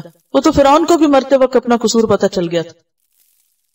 مرتے وقت تو اس نے بھی کہہ دیا تھا کہ میں حتی اذا ادرکہ الغرق قال آمنت، کہنے لگا میں ایمان لایا. انہ لا الہ الا الذی آمنت بہ بنو اسرائیل وانا من المسلمین. کیا کہا گیا تھا اس کو؟ الآن، اب، وقد عصیت قبل، اس سے پہلے تو تم نے بات نہیں مانی تھی، وکنت من المفسدین، اور تو فسادیوں میں سے تھا. آج تیرا ماننا کوئی فائدہ نہیں دیتا. تو وہاں اپنے گناہوں کا اعتراف فائدہ نہ دے گا، وہاں غلطیوں کو پہچاننا فائدہ نہ دے گا. آج ضرورت ہم اپنی غلطیوں کو پہچان جائیں، دیکھ لیں. فسحقا لاصحاب السعیر، تو لعنت ہے جہنم والوں کے لیے، دوری ہے جہنم والوں کے لیے. سحق کا مطلب ہوتا پیسنا، یعنی بربادی ہی بربادی. اس کے برعکس ان الذین یخشون ربهم بالغیب، یقیناً وہ لوگ جو اپنے رب سے غائبانہ طور پہ ڈرتے ہیں. اللہ کو دیکھا نہیں پھر بھی اللہ سے ڈرتے ہیں. کیوں؟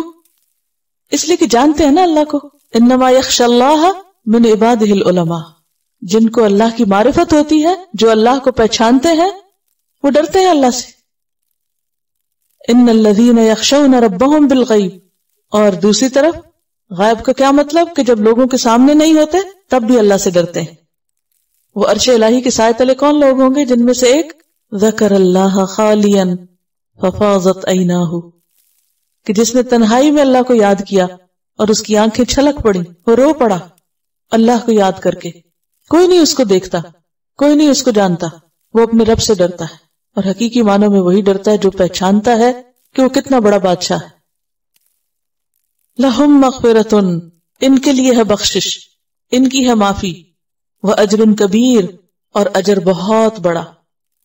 وَأَسِرُّوا قَوْلَكُمْ أَوِ اجْهَرُوا بِهِ، اور چھپا کر کرو بات اپنی، أَوِ اجْهَرُوا بِهِ، یا ظاہر کر کے کرو. اونچی بولو، آہستہ بولو، چپ کے بولو، دل میں سوچو. انہ علیم بذات الصدور، بے شک وہ تو خوب جانتا ہے سینوں کے بھید، وہ تو دلوں کے راز تک جانتا ہے. وَلَقَدْ خَلَقْنَا الْإِنسَانَ وَنَعْلَمُ مَا تُوَسْوِسُ بِهِ نَفْسُهُ، وہ تو دلوں میں اٹھنے والے وسوسے تک جانتا ہے. کیا اس کو نہ پتا چلے گا کہ تم کہاں چھپ کے کس سے کیا باتیں کرتے رہے، کیا سرگوشیاں کرتے رہے؟ تم لوگوں سے چھپاتے تھے، اللہ کو نہیں پتا تھا. قد سمع اللہ قول التی تجادلک فی زوجہا وتشتکی الی اللہ واللہ یسمع تحاورکما، اللہ نے تو ان کی بات بھی سن لی تھی، اور اللہ نے وہ بھی سن لی جب نبی اپنی بیوی سے بات کر رہا تھا. وَإِذْ أَسَرَّ النَّبِيُّ إِلَى بَعْضِ أَزْوَاجِهِ حَدِيثًا فَلَمَّا نَبَّأَتْ بِهِ وَأَظْهَرَهُ اللَّهُ، أَظْهَرَهُ اللہ، یہ کس بنیاد پر؟ حالانکہ یہ سب باتیں خفیہ ہوئی تھی. وَأَظْهَرَهُ اللَّهُ عَلَيْهِ عَرَّفَ بَعْدَهُ وَأَعْرَضَ عَنْ بَعْضٍ فَلَمَّا نَبَّأَهَا بِهِ قَالَتْ مَنْ أَنبَأَكَ هَذَا قَالَ نَبَّأَنِيَ الْعَلِيمُ الْخَبِيرُ، وہ جانتا ہے. وَأَسِرُّوا قَوْلَكُمْ أَوِ اجْهَرُوا بِهِ، سورۃ طٰہٰ میں بھی آتا ہے وَإِن تَجْهَرْ بِالْقَوْلِ فَإِنَّهُ يَعْلَمُ السِّرَّ وَأَخْفَى، وہ سر بھی جانتا ہے اور اس سے بھی خفیہ جانتا ہے. کیونکہ اس کے لیے سب کچھ برابر ہے. عالم الغیب والشہادہ سواء منکم من اسر القول ومن جہر بہ. کوئی اونچا بولے آہستہ بولے کچھ بھی نہ بولے سب جانتا ہے وہ. الا یعلم من خلق, کیا وہ نہ جانے گا جس نے پیدا کیا؟ اسی کو نہیں پتا چلے گا؟ اس سے چھپتے ہو. وہو اللطیف الخبیر, وہ بہت باریک بین بہت باخبر ہے, سب کچھ جانتا ہے. لطیف میں نرمی بھی آتی ہے اور دقت نظر بھی آتی ہے, یعنی باریک سے باریک چیز اور بہت معمولی چیز بھی اس کو پتا ہے, اور پوری طرح باخبر ہے آسمان و زمین کی ہر چیز سے, کچھ بھی چھپا ہوا نہیں اس سے. هو الذی جعل لکم الارض ذلولا, مزید تعارف اللہ سبحانہ وتعالی کا. وہ اللہ وہ ذات ہے جس نے زمین کو تمہارے لیے ہموار کر دیا. ذلول, ذل سے, ذلول کہتے ہیں فرما بردار کو, تابع دار. یہ زمین تابع دار ہے تمہاری, بچھی ہوئی ہے تمہارے آگے, نرم ہے, مطیع ہے, پست ہے. اور ہم دیکھتے ہیں کہ انسان زمین کے ساتھ جیسے چاہتا ہے سلوک کرتا ہے. چاہتا ہے اس کو کھودنا شروع کر دیتا ہے, چاہتا ہے اس میں کچھ اگانا شروع کر دیتا ہے, چاہتا ہے اس کو کاٹ کے اندر سے اس کے ہیرے جواہرات سونا چاندی ہر چیز نکال لیتا ہے, اور کچھ بھی نہیں کہتی. کچھ کہتی ہے آپ کو؟ آپ اس کا پیٹرول نکالیں, آپ گیس نکالیں, آپ اس میں سے درخت اگا کے کچھ نکالیں, آپ اس میں مردے دفن کریں, آپ جو بھی کریں اس کے ساتھ کریں, کام آتی ہے یا نہیں؟ کیسے بچھی ہوئی ہے, کیسے فرما بردار ہے, کیسے اطاعت گزار ہے. آپ اس پہ آرام سے چلیں, آپ اس پہ اچھلیں کودیں, آپ اس پر بھاری سے بھاری چیز رکھ دیں, آپ اس پہ آگ جلانا شروع کر دیں, آپ اس پہ سوئیں, آپ اس پہ کھائیں پیئیں, کچھ کریں, کیسی فرما بردار ہے, کیسے سکون کے ساتھ بچھی ہوئی ہے آپ کے آگے. بڑی بڑی گاڑیاں آپ اس پر دوڑا رہے ہیں, بچھی ہوئی ہے. یہ اللہ کی قدرت کی نشانی نہیں؟ وہ کون ہے جس نے تمہارے لیے اس کو بچھایا اور تمہاری ساری ضروریات اس سے پوری کی. اسی لیے زمین کو ماں کی طرح کہا گیا کہ انسان اسی کی طرف لوٹتا ہے, اسی سے آیا اسی کی طرف پلٹتا ہے. جیسے ماں بچے کو جنم دیتی ہے اور پھر بچہ ہر ضرورت میں, ہر مشکل تکلیف دکھ رونے دھونے میں اسی کی طرف پلٹ پلٹ کے جاتا ہے. الم نجعل الارض کفاتا احیاء و امواتا, زندوں کی ضروریات بھی پوری کرتی ہے, مردوں کی بھی کرتی ہے. مرنے کے بعد بھی وہی پناہ دیتی ہے, وہی ٹھکانہ دیتی ہے, وہی بستر دیتی ہے. فامشوا فی مناکبہا, چلو اس کے کندھے پر. مناکب منکب کی جمع ہے, نکبہ کا معنی ہوتا ہے پھر جانا, مڑ جانا. تو اس سے پتہ چلتا ہے کہ زمین سیدھی نہیں ہے بلکہ کیا ہے, مڑتی ہوئی ہے, لیکن اس کے موڑ جو ہیں وہ ہمیں محسوس نہیں ہوتے. فامشوا فی مناکبہا, کیونکہ انسان چلتا جائے گا تو گھومتے گھومتے گھومتے دوسری طرف پہنچ جائے گا, تو اس لیے منکب کا معنی اطراف بھی کیا گیا, چلو اس کے اطراف میں. وَكُلُوا مِن رِزْقِهِ, اور کھاؤ اس کے رزق میں سے جو اگاتی ہے تمہارے لیے, جو نکالتی ہے تمہارے لیے. وَإِلَيْهِ النُّشُورُ, اور یہ بات نہ بھولو کہ اسی کی طرف جی کر اٹھنا, اسی زمین سے نکل کر پھر اسی کے حضور حاضر ہوگے تم. نشور, مرنے کے بعد دوبارہ جی اٹھنے کے لیے. هو الذی جعل لکم الارض ذلولا, کبھی ہم نے اس نعمت کا شکر ادا کیا؟ ہر وقت ہم اس کے اوپر ہوتے ہیں, طرح طرح کی اس پہ زیادتیاں کر رہے ہیں, لیکن وہ ہمارے لیے بچھی ہوئی فرما بردار ہے. اس سے سبق سیکھو کہ فرما برداری کس چیز کا نام ہے, دینا کس چیز کا نام ہے, دینا کس کو کہتے ہیں. ہر چیز دیتی ہے وہ ہمیں, اور دیتی چلی جاتی اور ہم سے کچھ نہیں مانگتی. اگر زمین کو اللہ ایسا نہ بناتا, کیا اگتا ہمارے لیے, کیا نکلتا اس میں سے؟ پانی تک وہاں سے ہمارا آتا ہے, زندگی کا انحصار ہے اس پر. کلوا من رزقہ وإلیہ النشور, اٹھاؤ فائدے لیکن واپسی کا سفر نہ بھولو. اامنتم, کیا تم امن میں آ گئے, بے خوف ہو گئے؟ کس سے؟ من فی السماء, اس سے جو آسمان میں ہے. ان یخسف بکم الارض, کہ وہ دھنسا دے تم کو زمین میں. تمہیں ڈر نہیں لگتا کہ وہ اسی زمین میں تم کو غرق کر دے؟ خسف ہوتا ہے زمین کا پھٹنا اور انسانوں کا اس میں دھنس جانا, یہ زمین کا نیچے سلائیڈ ہوتے جانا اور اندر ہی اندر دھنستے جانا. فَإِذَا هِيَ تَمُورُ, پھر وہ ہلنے لگے. پیچھے بھی آپ پڑھ چکے نا, یوم تمور السماء مورا, قیامت کے دن آسمان خوب خوب حرکت کرے گا. تو یہ اللہ کے حکم سے ٹھہری ہوئی ہے تمہارے آگے. وہ چاہے تو یہ زمین تمہیں نگل جائے, کوئی کام نہ تمہیں اس پہ کرنے دے. ادھر تم نافرمانی کرو, ادھر سے تمہیں پکڑ لے, کیونکہ گریوٹی کتنی ہے اس کے اندر, ہر وقت وہ پل ہے اس کے اندر, پکڑے ہوئے تم کو. اور اگر وہ چاہے تو کھل کے اندر نگل جائے. تمہیں اس کی پیٹھ پہ اللہ کی نافرمانی کرتے ہوئے ڈر نہیں لگتا؟ خوف نہیں آتا؟ جیسے سورۃ فاطر 45 میں آتا ہے وَلَوْ يُؤَاخِذُ اللَّهُ النَّاسَ بِمَا كَسَبُوا مَا تَرَكَ عَلَى ظَهْرِهَا مِن دَابَّةٍ. اگر اللہ لوگوں کو ان کے کیے پہ پکڑنے لگے تو زمین کی پیٹھ پہ کسی ایک جاندار کو نہ چھوڑے. وَلَكِنْ يُؤَخِّرُهُمْ إِلَىٰ أَجَلٍ مُّسَمًّى فَإِذَا جَاءَ أَجَلُهُمْ فَإِنَّ اللَّهَ كَانَ بِعِبَادِهِ بَصِيرًا. ام امنتم، یا پھر تم بے خوف ہو گئے ہو، امن میں آ گئے ہو، کہ من فی السماء، کہ جو آسمان میں ہے، ان یرسل علیکم حاصبا، کہ بھیجے تم پر ایک آندھی پتھروں والی، سنگبار ہوا، سخت آندھی جو پتھر اڑا کے لائے، کنکریاں لائے، پتھروں والی بارش. تمہیں ڈر نہیں لگتا کہ وہ جو آسمان میں ہے، یعنی اللہ سبحانہ وتعالی عرش کا مالک، عرش پر، کہ وہ تم پر ایسی آندھی بھیجے جس میں پتھر ہوں. فَسَتَعْلَمُونَ كَيْفَ نَذِيرٌ، پھر ان قریب تم جان لو گے کہ ڈراوا کیسا ہوتا ہے، ڈرانا کیا ہوتا ہے. سورۃ اسراء میں آتا ہے أَفَأَمِنْتُمْ أَنْ يَخْسِفَ بِكُمْ جَانِبَ الْبَرِّ أَوْ يُرْسِلَ عَلَيْكُمْ حَاصِبًا ثُمَّ لَا تَجِدُوا لَكُمْ وَكِيلًا. کہ اگر زمین تمہیں نگلے اور آسمان سے پتھروں والی بارش برسے تو تمہیں کوئی بھی بچانے والا نہ ملے. ثُمَّ لَا تَجِدُوا لَكُمْ وَكِيلًا، کوئی کام نہیں آئے گا.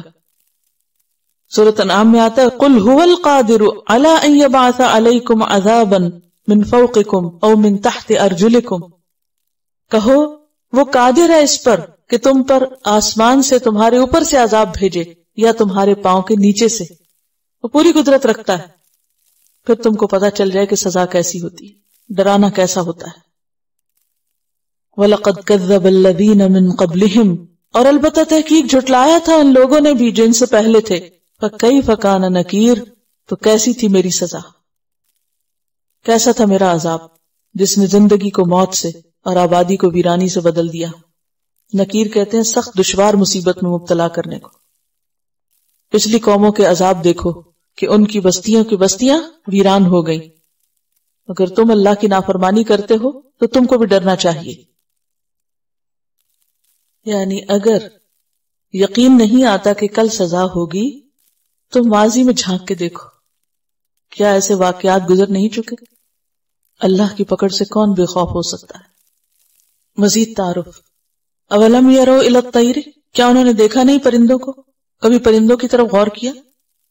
فوقہم، جو ان کے اوپر ہی ہیں، صافات، پر کھولے، پر پھیلائے. صافات، صافت ان کی جمع ہے. صافت ان کا ایک معنی تو پروں کو پھیلانا ہے، جو سیدھی ایک قطار کی شکل میں آ جائے، تو صف سے ہے. یہ صفر طیر کہتے ہیں. پرندوں نے اپنی اڑان میں پروں کو قطار کی طرح سیدھا کر دیا، بالکل سٹریٹ.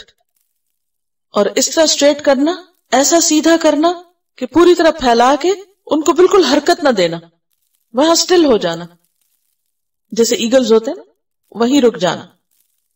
اور صافات پرندوں کی قطار کی طرف بھی اشارہ ہے کہ بعض پرندے کیسے اڑتے ہیں، پورے ڈسپلن کے ساتھ، لائن بنا کر، وی کی شیپ میں. اولم یروا الی الطیر فوقہم صافات ویقبضن، اور وہ پر سکیڑ بھی لیتے ہیں، یعنی اڑ رہے ہوتے ہیں، اور کبھی پھیلے ہوئے پر اور پھیلے ہوئے پروں کے ساتھ سٹل ہوتے ہیں، اور کبھی پر اپنے ہوا میں سمیٹ کر وہیں کا وہیں کھڑے ہوتے ہیں. یہ اللہ کی قدرت نہیں؟ ما یمسکہن الا الرحمن، نہیں تھامے ہوئے ان کو کوئی اور سوائے رحمان کے. رحمان ان کو تھامے ہوئے، ورنہ تم بھلا اڑ کے دکھاؤ اور اس طرح اپنے بازو پھیلا کر ہوا میں سٹل ہو، یا اپنے بازو سکیڑ کے نیچے نہ آ گرو تو کہنا. وہ کون ہے جس نے پرندوں کو یہ قدرت اور صلاحیت بخشی کہ وہ فضا میں اس طرح معلق ہو جائیں. انہ بکل شیء بصیر، یہ نشانی کیا سکھاتی ہے کہ وہ ہر چیز کو دیکھ رہا ہے، ہر چیز کو واچ کر رہا ہے. سورۃ النحل میں آتا ہے الم یروا الی الطیر مسخرات فی جو السماء ما یمسکہن الا اللہ ان فی ذلک لآیات لقوم یؤمنون. امن ھذا الذی ھو جند لکم، امن، ام اور من کا مجموعہ ہے. ام یا من کون، ھذا یہ، الذی وہ جو، ھو جند وہ لشکر ہے، لکم تمہارا، یعنی کون سا لشکر ہے تمہارا. ینصرکم جو مدد کرے گا تمہاری، من دون الرحمن رحمان کے سوائے، یعنی اللہ کے سوا تم نے کوئی ایسی آرمی تیار کر رکھی ہے جو تمہیں اللہ کے عذاب سے بچا لے گی، اللہ کا مقابلہ کر لے گی. ان الکافرون الا فی غرور، نہیں ہے کافر مگر دھوکے میں مبتلا، فریب میں، خود فریبی کا شکار ہیں. جن قوتوں پر وہ بھروسہ کیے ہوئے ہیں، اعتماد کرتے ہیں کہ آسمانی آفتوں میں وہ ان کو بچا لیں گے، تو جب مصیبت آتی ہے کوئی بھی نہیں بچا سکتا، کوئی فوج کام نہیں آتی، وہ تو خود بھی ختم ہو جاتے ہیں. امن ھذا الذی ھو جند لکم ینصرکم من دون الرحمن، اگر رحمان نہ بچائے کوئی نہیں بچا سکتا، ہاں دنیا بھر کی فوجیں اکٹھی ہو کے آ جائیں. اور اگر کوئی یہ سمجھتا ہے اور ایسی فوجوں اور مددگاروں کی وجہ سے اپنے آپ کو محفوظ سمجھتا ہے تو وہ احمقوں کی جنت میں رہتا ہے، وہ دھوکے میں ہے. امن ھذا الذی یرزقکم، یا کون ہے وہ جو رزق دیتا ہے تم کو، یعنی اللہ کے سوا ہے کوئی اور؟ ان امسک رزقہ، اگر وہ روک لے اپنا رزق، وہ نہ برسائے بارش، وہ قحط مسلط کر دے تم پر، کون تمہاری فصلیں اگائے گا، کون تمہیں پانی پلائے گا؟ اور یہ سب کچھ دیکھتا ہے انسان، اس کے باوجود بل لجوا فی عتب ونفور، بلکہ وہ اڑے ہوئے ہیں سرکشی میں اور نفرت میں، یعنی حق سے اور دور بھاگ رہے ہیں اور اپنی ہی باتوں پر ضد پر اڑے ہوئے ہیں. لجو کا لفظ جو نا لجاج سے ہے، کسی غلط کام کے اوپر اڑ جانا، ضد کا شکار ہو جانا. لجا کہتے پانی کی گہرائی کو، بحر لجی پیچھے پڑ چکے ہیں. یعنی اتنی کھلی کھلی نشانیاں دیکھ کر بھی جو نہیں مانتے، تو اس کی بنیادی وجہ کیا ہے کہ وہ ضد کا شکار ہے. ضد کی وجہ سے وہ اپنی ہٹ دھرمی پہ اڑے ہوئے ہیں، حالانکہ بات یہ ہے کہ آسمان و زمین میں اللہ کے سوا کوئی اور رازق نہیں. قل من یرزقکم من السماوات والارض، کیا کہتے تھے؟ قل اللہ. سورۃ فاطر میں آتا ہے هل من خالق غیر اللہ یرزقکم من السماء والارض، کوئی بھی نہیں، اس لیے کہ لہو مقالید السماوات والارض یبسط الرزق لمن یشاء ویقدر، رزق کی کنجیاں تو اس کے ہاتھ میں ہے. اللہ لطیف بعبادہ یرزق من یشاء وہو القوی العزیز.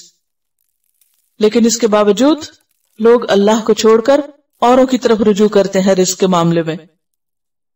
وَيَعْبُدُونَ مِن دُونِ اللَّهِ مَا لَا يَمْلِكُ لَهُمْ رِزْقًا مِنَ السَّمَاوَاتِ وَالْأَرْضِ مَا لَا يَمْلِكُ لَهُمْ رِزْقًا مِنَ السَّمَاوَاتِ وَالْأَرْضِ شَيْئًا وَلَا يَسْتَطِيعُونَ.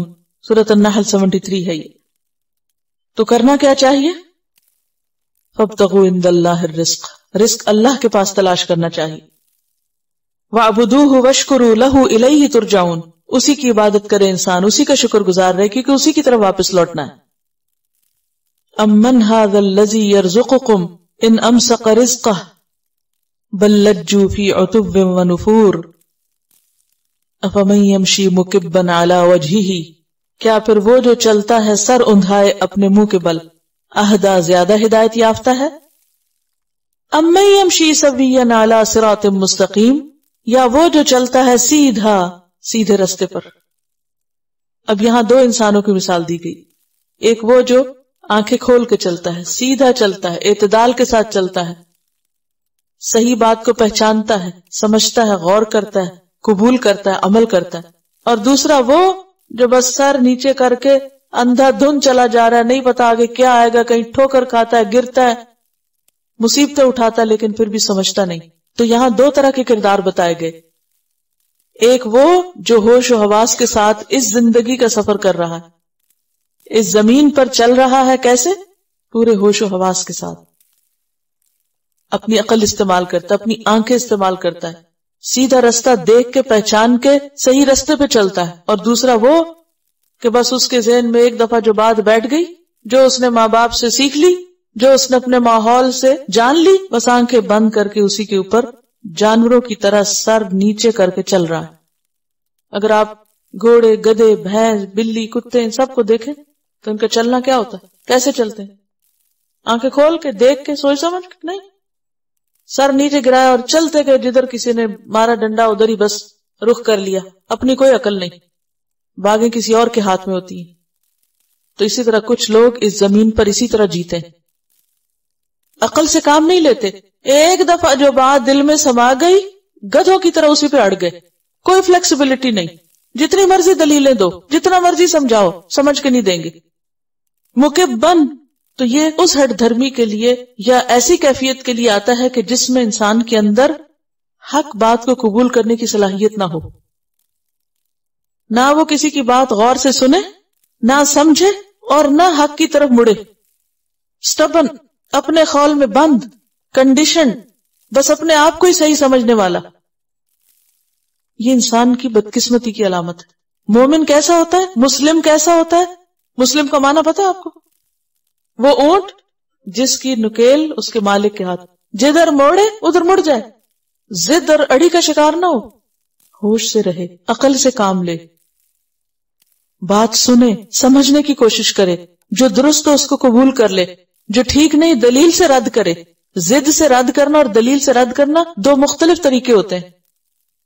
دلیل سے رد کرنا کیا ہوتا ہے کہ کسی نے آپ سے کوئی بات کی اور آپ کہتے کہ یہ ٹھیک نہیں کیونکہ اس کی یہ وجہ ہے، لاجک کے ساتھ دوسرے کو سمجھا دیا. اور ضد سے رد کرنا کیا؟ مجھے سننا ہی نہیں، میں سننا ہی نہیں چاہتا، میں ماننا ہی نہیں چاہتا، میں دیکھنا ہی نہیں چاہتا، تم جتنا مرضی دکھاؤ مجھے، میں نہیں دیکھتا. تو یہ دو طرح کے لوگ برابر نہیں ہوتے. تو اللہ تعالیٰ ان دونوں کی مثال دے کے جھنجھوڑ رہا ہے. افمن یمشی مکبا علی وجہہ اہدی امن یمشی سویا علی صراط مستقیم. ان میں سے کون ہے ہدایت پر، کون ہے زیادہ ہدایت یافتہ، کون ہے سیدھے رستے پر؟ جو کان کھول کے سنے، ہوش سے دیکھے، عقل سے کام لے، دلیل کی بات مانے اور دلیل سے رد کرے، جو پوری روشنی میں جیے، یا وہ جو جانوروں کی طرح سر نیچے کر کے بس چلتا رہے. قل هو الذی انشأکم، کہہ دیجئے وہ ہے جس نے پیدا کیا ہے تم کو. وجعل لکم السمع والابصار والافئدہ، اور اس نے بنائے تمہارے لیے کان اور آنکھیں اور دل. قلیلا ما تشکرون، کتنا کم ہے جو تم شکر ادا کرتے ہو، کتنے کم شکر گزار ہو. اگر انسان کو پتہ چل جائے کہ اس کے پاس یہ تین نعمتیں کتنی بڑی ہیں جو مخلوق میں سے کسی کے پاس نہیں، نہ پہاڑوں کے پاس ہے، نہ آسمان کے پاس ہے، نہ سورج چاند کے پاس ہے، اور نہ ہی ان جانوروں کے پاس ہے جن کے پاس بظاہر یہ کان اور آنکھیں ہیں. یہ صرف اللہ نے انسان کو دی ہیں، لیکن انسان ہے کہ انہی چیزوں کے ساتھ ظلم کر رہا ہے اور ان سے صحیح طور پر کام نہیں لیتا. قل هو الذی انشأکم، وہ ہے رب تمہارا جس نے تمہیں یہ دیا ہے اور تمہیں ان صلاحیتوں سے نوازا ہے، لیکن تم ان کا حق ادا نہیں کرتے. قلیلا ما تشکرون، اور قلیلا ما جو ہے یہ وقت کے لیے بھی ہے اور مقدار کے لیے بھی ہے. کبھی ایسے ہی خیال آ گیا من موجی میں تو زبان سے شکر ادا کر لیا، اور پورے دن کی بھی اگر ہم روٹین دیکھیں تو کتنا ٹائم ہمارا شکر گزاری میں استعمال ہوتا ہے اور کتنا وقت ہمارا شکوے کرنے میں استعمال ہوتا ہے. قل هو الذی ذرأکم، کہہ دیجئے وہ ہے جس نے پھیلایا تم کو، پیدا کیا تم کو. فی الارض، زمین میں. وإلیہ تحشرون، اور اسی کی طرف تم سمیٹے جاؤ گے، اسی کی طرف تم اکٹھے کیے جاؤ گے. جیسے ایک کسان بیج پھیلاتا ہے نا، زرع کا مطلب ہوتا ہے بیج بکھیرنا، تو انسان بھی اسی طرح بکھر گئے ہیں. اور ایک وقت آئے گا کہ جیسے کسان اپنی پھیلی ہوئی کھیتی کو کاٹتا ہے نا، تو اسی طرح اللہ تعالیٰ بھی سب کو اکٹھا کر کے ایک جگہ جمع کر لے گا.